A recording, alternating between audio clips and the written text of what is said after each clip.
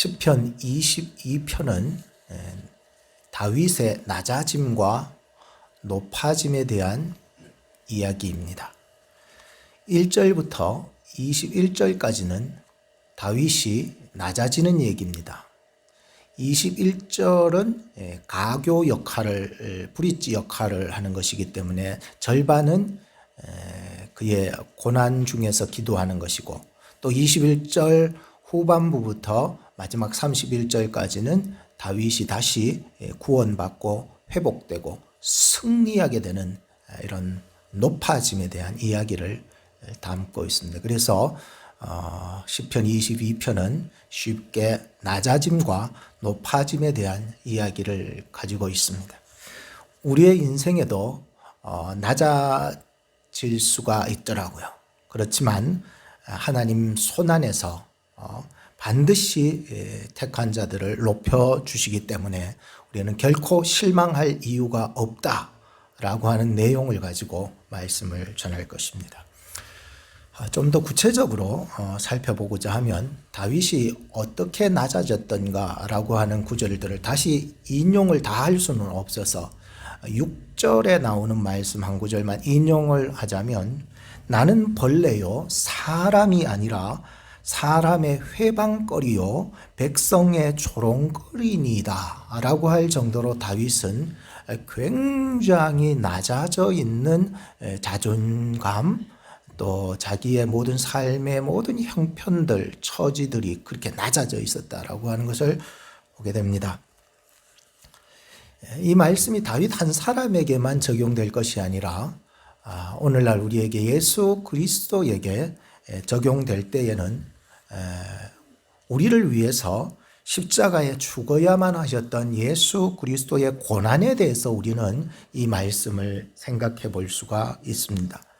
예수님은 사람들에게 실어버린 바 되어서 십자가에 처참하게 낮아질 대로 낮아졌습니다. 사람들은 예수님을 죄인 취급하면서 모욕하고 희롱하며 죽였던 것이었습니다. 이것이 예수 그리스도의 낮아지심이셨습니다.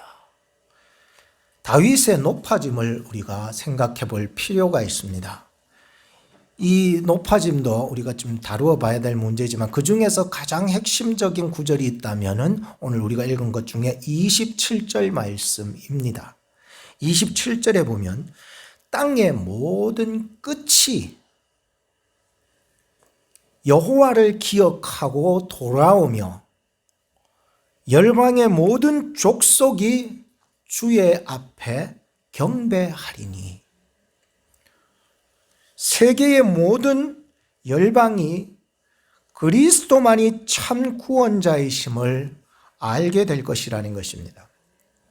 지난주에 영국 데일리 텔레그래프라고 하는 일간 신문이 있는데, 거기에 예수님의 죽음이 사실이라고 의학적으로 밝혀냈던 걸 지난주에 신문에 기고된 것을 보게 되었는데요.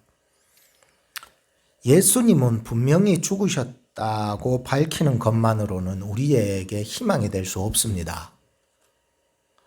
우리 기독교가 다른 종교와 독특한 다른 점이 있다면 바로 부활하셨다라고 하는 것입니다. 부활. 예수님은 분명히 죽으셨다고 그것을 밝히는 것에만 집중하는 이 세상 사람들이 있지만, 우리의 믿음은 그뿐만이 아니라 예수님께서 그 완전히 죽으셨다라고 하는 것에서부터 다시 살아나셨다라고 하는 증인이 되어야 된다고 하는 것입니다. 이미 우리는 믿음으로 예수님께서 십자가에 죽으셨고 사흘 만에 부활하셨음을 우리는 모두가 믿고 있습니다. 믿음은 바라는 것의 실상이 되고 보지 못하는 것의 증거가 되어서 선진들이 천국 들어간 증거를 삼고 있는 것이 바로 믿음이라고 하는 것입니다. 세상 사람들은요, 자기의 지혜로 예수 그리스도에 대해서 죽었니 살았니 맞니 틀렸니 하지만, 우리는 보지 않았어도 예수님이 우리를 위해서 죽으신 줄로 믿고 그 완전한 죽으심에서 다시 살아나셨다는 사실을 또한 믿습니다. 그 부활의 믿음이 오늘 우리에게 예수 그리스도 안에서 마지막 날 우리를 다시 일으켜 세우실 줄도 믿고, 또한 우리의 삶의 현장, 지금 이 땅 속에서 그늘 가운데, 죽음 가운데 살아가는 자들을 다시 일으켜 세우실 능력의 말씀이 될 줄로 믿습니다. 이 믿음이 우리를 다시 끄집어내는 거예요. 그 어둠 속에서 말이에요. 두 번째로 우리가 살펴볼 본문은 베드로의 이야기를 잠깐 거론할까 하는 것입니다. 본문을 대하면서 이 베드로의 낮아졌던 데를 그때를 한번 생각해 보게 되었습니다. 육신의 혈기로 주님을 따르겠다고 그렇게 하다가 그만 예수님을 따를 수 없는 지경에 이르게 되니까는 자신이 자신에 대해서 얼마나 정말 무너졌겠습니까? 한번 생각해 보세요. 죽음을 각오하겠다고 따르겠다고 그렇게 말해놓고 예수님을 처참하게 배신한 사람 베드로 아닙니까? 그죠? 뭐 어떻게 사실 이게 얼마나 상실되겠습니까? 물론 자기 스스로가 이렇게 그렇게 하지 못했던 것에 대한 그 잘못들을 생각하면은 얼마나 무너지겠습니까? 그죠? 뭐 상황을 탓할 게 아니라 내가 그렇게 결단하고 내가 죽도록 죽을지라도 주님을 따르겠다 했던 모든 고백들이 한순간에 다 무너져 버렸습니다.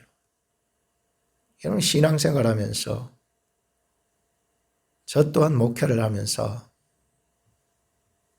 내 인간적인 생각으로 혈기로 살아나갔던 모든 신앙과 목회의 길들이 다 허물어지는 순간이 찾아오게 되었었을 때도 있었거든요.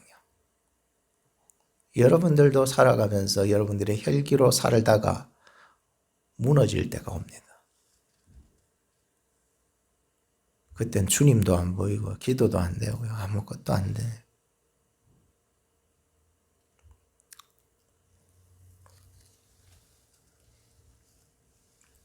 그는 다시 버리고 놔버렸던 그 물을 다시 잡습니다. 그리고 고기를 잡으러 갑니다. 그때 부활하신 주님이 그에게 찾아오셔서 세 가지 질문을 던지셨죠. 네가 이 사람들보다도 나를 더 사랑하느냐? 네가 너의 가지고 붙잡고 살아가는 그것보다도 나를 더 사랑하느냐? 네가 진심으로 나를 사랑하느냐? 세 번째 질문으로 하셨어요. 네가 친구처럼 나를 사랑할 수 있느냐? 이 세 가지 질문 우리에게 오늘도 굉장히 큰 의미를 주고 있었습니다. 다시 한번 우리에게 질문을 던질 때에도 이 질문에 여러분들이 베드로와 같이만 대답할 수 있다면 주님이 공급하시는 사랑, 그 은총, 도우심, 친구처럼 다가와서 위로해 주심. 여러분들이 이 세상 그 누구보다, 어떤 것보다 주님 사랑하십니까? 주님 진심으로 사랑하십니까? 친구처럼 사랑하십니까? 베드로는 예수님의 세 가지 질문에 뒤집어졌습니다. 그리고 나의 힘으로는 사랑할 수 없다는 것을 알고 나의 힘으로는 주의 일을 감당할 수 없다는 것을 알고 주님 주시는 힘으로 감당하기를 원했던 거예요. 이젠 전과 같이 살고 싶지 않아요. 전과 같이 일하고 싶지 않아요. 이젠 주님 주시는 힘으로 사랑하시고 주님 주시는 힘으로 주의 일을 감당하시기를 바랍니다. 이어서 회복이 되니까요. 하나님이 베드로를 얼마나 크게 쓰는지 몰라요. 여러분 신앙생활하면서 내 힘으로 나왔다 하는 사람 내 힘으로 나갑니다. 주의 은혜로 나온 줄로 믿고 하나님의 사랑으로 여러분들을 여기까지 이끌어서 오늘 이 부활절 예배를 드릴 수 있도록 하셨습니다. 누가? 내가 아니고 부활하신 주님의 인도하심. 이게 뒤바뀌기까지요. 어떤 사람은 30년이 걸리고요.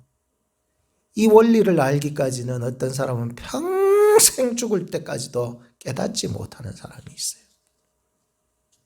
왜 우리는 옛날에 그 베드로처럼 내 힘으로만 자꾸만 살아나가려고 할까요? 저는 오늘 이 말씀이 오늘 여기 앉은 이 자리가 부활하신 주님을 꼭 만날 수 있는 자리가 되어서 정말 주님 더 사랑하는 자리, 사랑하게 되는 자리, 주님의 사명 내 힘으로 아니라 주님의 힘으로 감당할 수 있는 자리가 되어지기를 간절히 바라면서 말씀을 전합니다. 첫째는 주의 이름을 선포하고 찬양하십시오.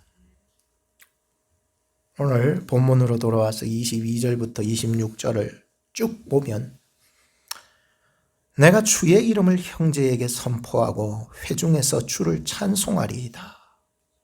여호와를 두려워하는 너희여 그를 찬송할지어다. 야곱의 모든 자손이여 그에게 영광을 돌릴지어다. 너희 이스라엘 모든 자손이여 그를 경외할지어다. 그는 공고한 자의 공고를 멸시하거나 싫어하지 아니하시고 그 얼굴을 하나님이 주님의 그 얼굴을 그에게 숨기지 아니하시고 보여주시는 거예요. 그리고 부르짖을 때에 귀를 열고 들으신다는 거예요. 25절에 대회 중에 나의 찬송은 주께로서 온 것이니 오늘 우리 모임 중에서 예배 가운데서 제사 드릴 때에 우리가 드려지는 이 찬송은 내가 드리는 찬송이 아니라 주님이 나에게 주신 찬송이라는 거예요. 대회 중에 나의 찬송은 주께로서부터 온 것이니 주를 경외하는 자 앞에서 나의 서원을 갚으리이다. 겸손한 자는 먹고 배부를 거요 여호와를 찾는 자는 그를 찬송할 것이라. 너희 마음은 영원히 살지어다.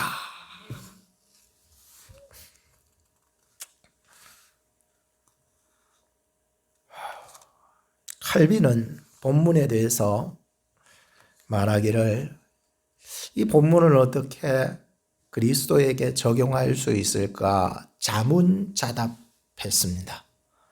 그리고 이렇게 대답하는 것을 보게 되었습니다. 중병을 고치는 것보다 죽음에서 다시 일어나는 것이 더 큰 구원이고 사망이 그리스도의 부활을 막을 수 없었다. 참 오늘 이 시편의 본문을 어떻게 이렇게 그리스도와 적용할 수 있을까에 대한 칼빈의 얘기였습니다. 여러분 오늘 얘기를 보면서 다윗이 고난당하다가 기도해서 승리했다 그 정도가 아니라 오늘 이 말씀을 통하여서 예수 그리스도 안에서 어떤 역사가 일어나고 또 그를 통해서 우리를 어떻게 일으켜 세우는 것까지 적용할 수 있어야 하는 것입니다. 저는 드라마를 잘 안 봅니다만 이번에 크리스찬 매거진을 보면서 드라마를 소개하는 것을 읽어보았습니다. 그 드라마의 이름은 제목은 악의 마음을 잃는 자, 그런 드라마가 있는가 봐요. 요즘 뭐 많이 지금 끝났는지 모르겠지만 거기에 보면은 뭐 간단히 얘기해서 범죄 심리 경찰, 그죠? 범죄자들이 있으면은 그 프로파일러라고 그러죠. 그 범죄자, 살인 연쇄 범죄자들이 있으면 이 프로파일러가 심리적으로 접근을 해서 그 사람의 마음을 읽어 들어가면서 또 그 사람의 입장까지 들어가죠. 그래서 입장까지 들어가서 그 사람이 앞으로 어떤 상황에서 어떻게 또 범죄를 일으킬지에 대해서 다 읽어낸다는 거죠. 이게 프로파일러들의 직업입니다. 굉장히 힘든 직업이라는 거예요. 피해자의 마음을 읽고 그들을 도와주는 것은 조금 나아요. 근데 피의자, 그러니까 범죄자의 마음을 읽고 그들은 아니에요. 그들이 되는 것은 아니지만 그들의 입장이 되고 그들 범죄자까지 이르기까지의 그 아슬아슬한 경계선에 대한 이야기들을 다루고 있다라고 하는 것이었습니다. 그래서 자칫 잘못하면 이 사람도 범죄자의 마음을 읽어내고 그 사람의 자리까지 들어가서 범죄자가 되어야 된다는 거예요. 범죄자가 완전 되는 것은 아닌데 범죄자가 된다는 거예요. 되어야 그 사람의 입장을 읽어내고 그 사람이 어떻게 범죄를 저지르고 범죄의 현장을 잡을 수 있다는 거예요. 그런데 그 내용 중에서 사람들이 다 이 사람 프로파일러가 혹시나 악한 자가 되기 위해서 악한 자가 정말 될까봐 걱정을 하지만 그런 걱정을 하지 말라면서 그 글이 적히는데 그것은 그 스크린에 보니까는 안방에서의 십자가가 자꾸만 보여주더라는 거예요.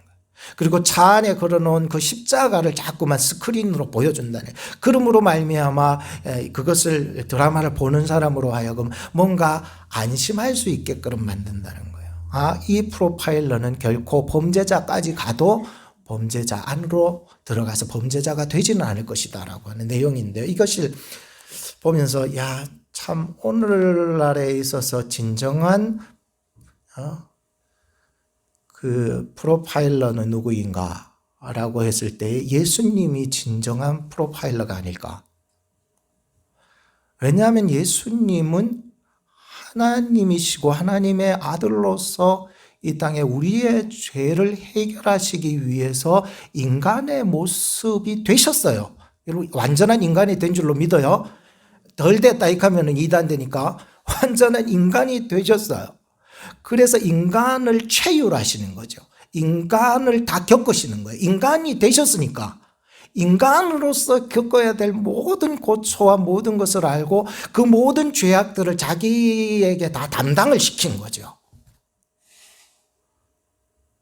그리고는 그 죄악을 담당하여 저주받아 죽음으로 지옥으로 가야 될 우리의 인생을 대신하여 십자가에 죽으셨습니다. 누구를 위해서? 범죄한 우리들을 위해서. 범죄자가 아니신데 범죄자까지 오셔서 범죄자가 되어 십자가에 죽으셨습니다. 그는 죄를 저지르지 않았는데 말이죠. 우리의 죄를 해결하기 위해서 십자가에 죽으시고 거기에서 다시 사흘 만에 부활하셔서 자신이 하나님이심을 온 만방에 드러내셨다는 거죠. 이 사실을 우리가 믿을 때에 주의 이름을 선포하지 않을 수 없고 주님을 찬양하지 않을 수 없다는 거예요.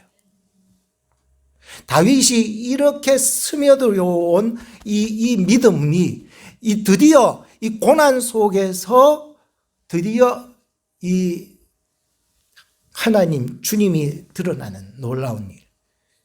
자기를 통하여서 자기는 도구잖아요. 우리도 도구예요. 주님의 부활의 도구, 십자가의 도구가 되어서 주님을 드러내야 되는 거예요. 드러내는 거예요. 그래서 다윗은 자기를 통하여서 주의 이름이 선포되고 주님을 찬양하기를 원한다고 얘기를 하고 있었습니다. 그래서 쭉 보면 26절까지 찬양이라는 내용이 계속 많이 나오고 있습니다. 베드로의 이야기로 다시 돌아가 볼까요? 베드로는 참으로 공고한 자였습니다. 24절의 시편 24절에 말씀하셨던 것 같이 베드로는 정말 공고한 사람입니다. 주님을 3번 부인하고 저주하면서 무너졌던 그 자존감은 다시 일어나지 못하고 있습니다. 여러분 한번 낙심하면은요 다시 회복된다는 건 쉬운 게 아닙니다, 여러분.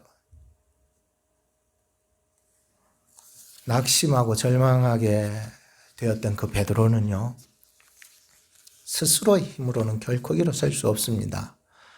그래서 주님이 찾아가신 줄로 믿어요. 그래서 필요한 게 주님이 찾아가셔야 된다는 거죠.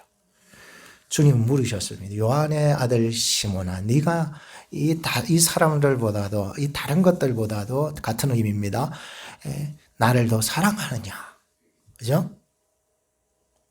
나를 더 사랑하느냐? 베드로가 대답하지요. 주여, 내가 주를 사랑하는 줄 주께서 아시나이다. 내 양을 먹이라. 두 번째 물으셨습니다. 요한의 아들 시몬아, 네가 나를 사랑하느냐? 베드로가 또 대답했습니다. 주여, 내가 주를 사랑하는 줄 주께서 아시나이다. 내 양을 치라. 세 번째 또 물으셨습니다. 요한의 아들 시몬아, 네가 나를 사랑하느냐?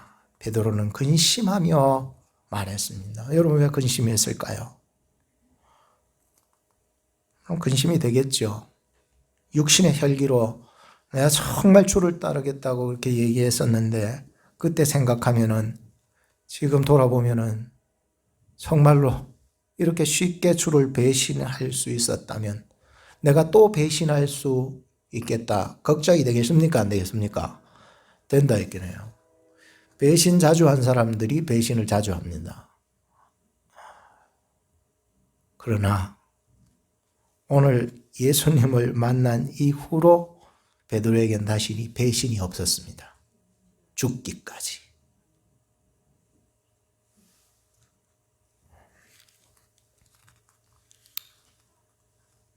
세 번째 대답했을 때 분명히 저는 마음속으로 목사로서 성경을 해석하는 사람으로서 봤을 때 분명히 세 번째는 힘을 뺐을 거라고 생각해요. 아무리 생각해도 근심이 되니 힘을 뺐을 거예요. 주여, 모든 것을 아시오매 내가 주를 사랑하는 줄 주께서 아시나이다. 내 양을 먹이라. 주님의 양을 먹이라는 거예요. 주님의 양. 내 양을 먹이라. 우리는 살아가면서 내가 뭐 잘나서 사명 감당한다고 생각하지 마세요. 내가 남들보다도 더 교회에 충성한다고 해서 사명 감당한다고 생각하지 마세요. 내 의가 되기 쉬워서 또 무너집니다. 내가 사랑할 수 있어서 주를 사랑한다고 얘기하지 마세요. 내가 사랑할 수 있어서 사랑하는 게 아니에요. 주님이 나를 사랑하셔야 사랑하시는 거죠. 오늘 이 말씀을 통해서 주께서 주시는 힘이 공급되기를 바라요. 스폰지도요, 물을 탁 먹으면요, 그때부터 무게가 느껴지잖아요. 에? 쭉 짜면은 물이 쫙 흘러내리죠. 오늘 우리에게도요, 부활주의를 맞이해서 부활의 메시지와 말씀이 여러분들의 심령 골수 속으로 들어가 그의 보혈의 능력과 그 죽으심과 부활의 권능이 여러분들 뼛속까지 스며들기를 바라요. 그러면 나중에 어떤 어려움이 들더라도요, 무너지지 않아요. 주님을 선포할 수 있고 주님을 찬양할 수 있어요. 목소리가 좋다고 해서 노래 부르는 것도 좋지만은 그 이전에 내 아름다운 목소리를 주신 것도 감사하지만 그 이전에 주의 사랑과 주의 힘으로 공급받아야 돼요. 그게요, 우리를 아름답게 만든 모습, 우리의 사명, 우리의 사랑의 관계가 진짜로 나타나는 거죠. 주님은 베드로를 찾아오셨습니다. 사람은 한번 무너지면은 누군가로부터 건져주는 은총이 없으면 빠져나올 수 없습니다. 혹시 여러분들 삶 가운데서 스스로 빠져나올 수 없는 낙심과 절망과 고통과 상처 속에 있는 분이 계시다면 부활하신 주님을 만나시기 바라고, 주님께서 여러분들을 말씀을 통해서 꼭 만나주시기를 주님의 이름으로 축복합니다. 이제 여러분들이 공급받아야 되는 것은 주님의 힘이요 주님의 사랑이고 주님 주시는 사명입니다. 내 양을 먹이라.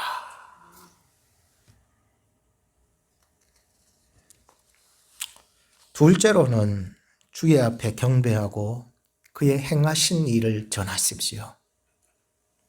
27절로부터 마지막 31절을 보시면 땅의 모든 끝, 열방 나라들을 말해줘요. 민족, 모든 민족, 땅의 모든 끝이 여호와를 기억하고 돌아오며 열방의 모든 족속이, 열방 모든 나라가, 모든 족속이 주의 앞에 경배하리니 나라는 여호와의 것이요 여호와는 열방의 주제신이라, 통치자라, 왕이시다.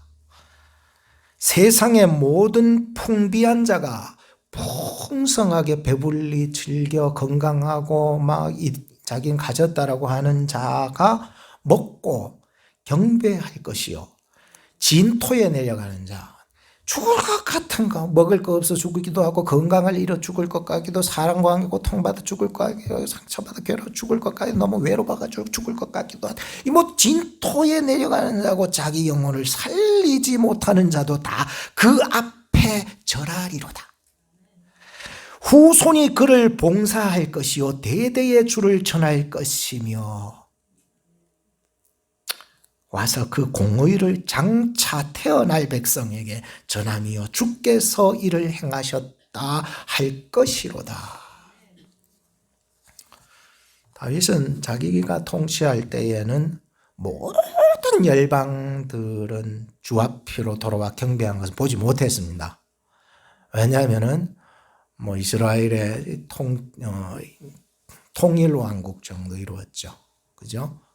모든 열방 이방 나라를 말해주죠. 열방 이방 나라 모든 것이 주 앞으로 돌아와 경배하는 걸 못 봤습니다. 그런데 오늘 본문을 보면서 이제 땅의 모든 끝, 모든 열방 이방인들의 나라까지 여호와를 기억하고 돌아온다는 거예요. 다윗은 자기 자신이요, 지금 자기 때에는 그것을 보지 못했었으나 먼 미래를 내다보면서 메시아 안에서의 진정한 통일 왕국을 내다본 거예요. 자기는 겨우 해봤자 남북 이스라엘 통일 왕국 정도 이루었지만 모든 열방을 통틀어서 모든 나라들을 통틀어서 그들이 택한 자들을 부르시고 하나님이 진정 주님이시구나 라고 하는 것을 발견하여서 돌아오게 하기까지는 자기 자신은 못했으나 메시아 안에서 그것을 보았어요. 그래서 이건 예언의 말씀이에요. 먼 미래를 내다보며 메시아 안에서 내다본, 나는 비록 통일왕국을 이루었지만은 그분께서 오신다면은 그분 안에서는 모든 열방과 이방 나라 모든 열방이 다 여호와 주님을 기억하며 그분 앞에 돌아와 그를 경배할 것이라는 거예요. 드디어 그때 가서 그분이 누구신지 알게 된다는 거예요.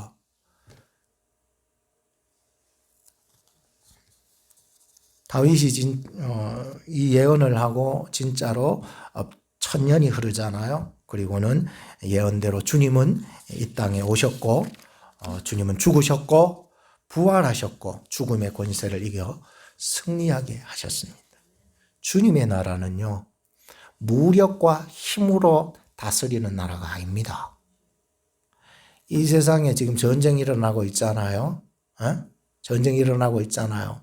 그래서 무기를 얼마나 공급받느냐, 내가 얼마나 저 사람의 무기를 때려 부수느냐, 이거 아닙니까? 옛날에 칼 들고 창 들고 싸우는 전쟁은 이제 안 합니다. 이제는요, 무기를 가지면 됩니다. 무기. 그래서 이 세상은요, 다 하나같이 무기를 가지고 싸우는 시대입니다. 그런데 오늘 하나님의 나라는 메시아 안에서 무기와 권력과 힘으로서 싸워 이기는 나라가 아니요, 오직 예수 그리스도의 십자가와 그 부활의 권능을 잡은 자가 승리할 줄로 믿어요. 놓치지 마세요. 미련하게 보이죠? 미련하게 보이죠? 바보 같아 보이죠? 그런데 끝까지 십자가와 부활의 권능을 붙잡고 나가는 자가 마지막 전쟁에서 이기게 됩니다. 주님의 나라는요, 세상의 물질과 명예로서 이기는 나라가 절대 아닙니다. 이 세상은요, 얼마나 명예를 많이 받았느냐에 따라 가지고 좋은 교회 청빙하고요, 얼마나 돈을 많이 벌었느냐에 따라가 그 사람을 대접해주는 그런 시대예요. 맞잖아요. 여러분 혹시 주머니에 얼마 있습니까? 목사님 나 주머니에 없는데, 그 주머니 말고요, 숨겨놓은 주머니 말입니다. 그것이 나를 안전하게 거하게 해주고 나를 구원시켜주고 부활의 때에 나의 영생을 주는 걸로 착각하지 말았으면 좋겠다는 것이죠. 내가 받은 명예로서 내가 높임을 받게 될 것이고 내가 그날에 가서 위안을 받을 것이라고는 착각은 하지 마시기 바랍니다. 오늘 우리가 하나님 나라에서 진정한 구원과 위로를 받는 것은 나를 위해서 십자가에 못 박혀 죽으신 예수 그리스도의 십자가 밑으로 나가는 자, 겸손한 자, 탐욕과 교만을 다 내려놓고 그 십자가와 부활을 믿는 자만이 하나님 나라의 산 소망을 얻게 되는 것이지요. 지금 여러분들 무엇을 붙잡고 무엇을 생각하고 계십니까? 빌립보서 2장 8, 9절에 보면 자기를 낮추시고 죽기까지 복종하셨으니 그 십자가에 죽으심이라. 이름으로 하나님이 그를 지극히 높여 모든 이름 위에 뛰어난 이름을 주사 하늘에 있는 자들과 땅에 있는 자들과 땅 아래에 있는 자들로 모든 무릎을 예수의 이름에 꿇게 하시고 모든 입으로 예수 그리스도를 주라 시인하여 하나님 아버지께 영광을 돌리게 하셨느니라. 영광을 돌리게 하셨. 땅에 있고 땅 아래에 땅 위에 어디에라도 있는 자들도 다 주님을 만나게 될 때에, 주님을 보게 될 때에, 이 나라의 주인을 보게 될 때에, 온 모든 열방의 주제를 보게 될 때에, 그 주님을 보게 될 때에 그분 앞에 무릎을 꿇지 아니하는 자가 없을 것입니다. 28절에 말하듯이 모든 열방은 주님의 것이라고, 주님은 열방의 통치자시라고, 29절에 가진 자나 못 가진 자나 건강한 자나 건강을 잃은 자나 평안한 자나 시련을 겪는 자나 할 것 없이 승리하신 주님을 보게 되면 모두가 무릎을 꿇게 되어 있다는 것이고요. 30절에 나만 믿을 뿐 아니라 대대 자손 후손이 31절에 모두가 믿어야 할 뿐이심을 증거하게 된다는 거예요. 그분을 보게 되니까, 승리하신 주님을 만나니까, 이 나라의 통치자를 왕 되신 주님을 만나게 되니까 나만 믿을 게 아니라 내 후대에 내가 만나는 누구에게라도 전할 수 있어야 되겠다는 생각이 막 불일 듯 일어나고 있었다는 것입니다. 결론을 읽겠습니다. 사랑하는 성도 여러분, 우리는 낮아질 때가 있습니다. 낮아질 때도 주님은 함께 하셔서 우리 곁에서 말씀하고 계십니다. 귓속말로 큰 소리로 설득하며 믿음을 촉구하시면서 말씀하고 계십니다. 그것이 형태로 나타날 때는 환난으로, 고통으로 상처를 주시면서 나에게 말씀을 하시는 거예요. 하나님은 고난 중에도 살아계시고 고난 중에도 말씀하시는 하나님이세요. 낙심할 수 있습니다. 절망할 수 있습니다. 사는 이 소망을 잃어버릴 수가 있습니다. 그러나 안개같이 앞이 보이지 않는다 할지라도 주님은 찾아오셔서 내 택한 백성에게 분명히 두드리시고 말씀하고 계셨던 것이었습니다. 그것이 귓속말이 될 수도 있었고요. 그것이 설득하는 말씀이 될 수 있었고요. 그것이 큰 소리로 말씀할 수 있었던 것도 될 수 있었고요. 그것이 나에게 주님 고난과 고통과 상처가 될 수도 있었다는 거예요. 그 중에서 우리는 그 말씀을 듣고 깨어나야 하는 것이죠. 아무쪼록 부활절을 맞아서 여러분들의 낮아짐에서 말씀하시는 주님의 음성을 듣고 다시 우리를 일으켜 높여주시는 그 부활의 권능에 참여하여서 이 한 주간도 능력 있게 살아가는 여러분 되기를 주님의 이름으로 축복합니다. 기도합시다. 힘에 지나도록 심한 환난을 당하여 고생하며 살 소망을 잃었던 바울도, 이세벨의 공격으로 두려움을 견딜 수 없어 목숨을 끊어버리려고 했던 엘리야도, 이스라엘 백성들의 원망과 불평을 견딜 수 없어 제발 나를 죽여달라고 했던 모세도, 그리고 오늘 다윗도 베드로도 절망 속에서 견딜 수 없는 상황 속에서 승리의 주님, 부활의 주님, 위로의 주님을 만났듯이 저희들도 어려움 속에서 절망 속에서 부활하신 주님을 만나기를 소망합니다. 오늘 주신 승리와 부활의 말씀을 통하여 우리가 낮아지고 공고하고 낙심의 그 자리에서 다시 일어나서 회복되고 사명으로 살아갈 수 있도록 저희들을 축복하여 주시옵소서. 부활의 주 예수 그리스도의 이름으로 기도하옵나이다. 아멘.